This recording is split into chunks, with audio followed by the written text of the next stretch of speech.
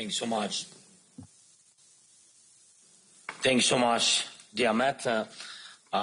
Dear friends, we are all now in a new reality, and everyone, I think, understands this, even those who may not want to admit it yet. The recent drone incidents across Europe are a clear sign that Russia still feels bold enough to escalate this war. And it was never just about Ukraine. Russia has always aimed to break the West and Europe in particular. Today, their strategy is simple: to divide Europe, to ignite arguments, to prevent us from finding common ground. And I believe we must do the exact opposite of what Russia expects.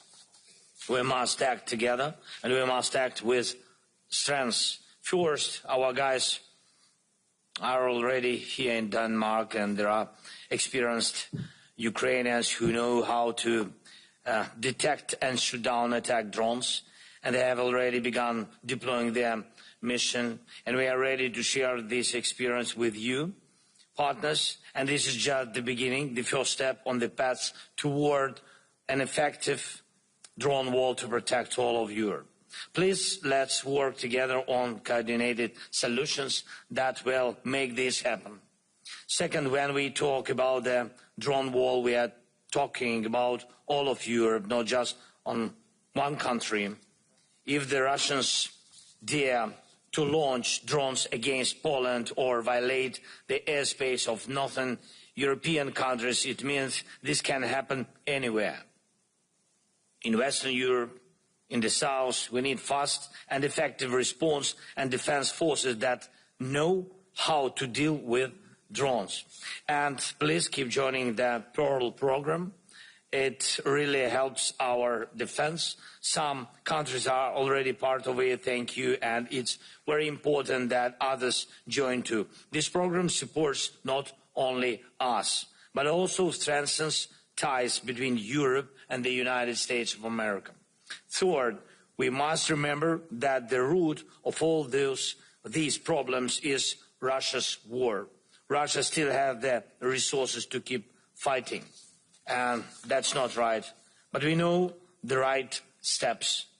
A 19th package of sanctions against Russia for the war is urgently needed. We also need to seriously think how to truly down Russia's entire oil trade infrastructure, because that's what fuels their war machine. Right now, we are seeing that even tankers already under sanctions are still being used by Russia. That has to stop. And let's also place more sanctions against captains and crews of shadow fleet vessels, as well as against the owners of the relevant companies. And we need to think about placing sanctions on Russian oil terminals and the rest of their mainland infrastructure. We should also support President Trump's call to stop buying Russian oil here in Europe, as short-sighted to go against the USA. And the guys from Hungary need to hear this clearly. Energy from the US and other partners can fill the gap on the European market. Next, we need to finally complete 100% the work on security guarantees. We have already done a lot, and I'm grateful for that. Thanks to you, dear leaders. And now we need to put everything on paper and fully prepare every detail. Security guarantees for Ukraine can already work now. They directly support our army. But overall, every nation in Europe deserves real security guarantees. The model of the security guarantees that works for us will work for you too. And we propose to eventually expand all effective models to others. And finally, I want to congratulate, as speakers before me, I want to congratulate Maya Sandu on the victory. Maya, my congratulations in Moldova's parliamentary elections. These were very, very important elections. Europe has won. Moldova has won. And thank you to everyone who helped to secure fair elections.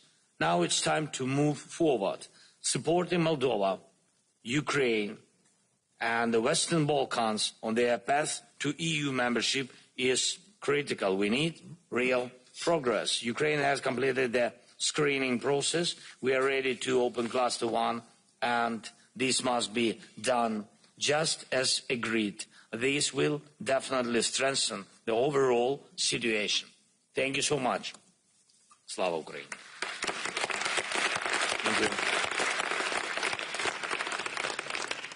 Thank you so much, Volodymyr. And now we are trying something new in this format. So therefore, I will ask Prime Minister Keir Starmer and President Emmanuel Macron and President Maia Sandu and Prime Minister Donald Tusk to go to the podium, where Keir will lead us through a discussion between our four colleagues.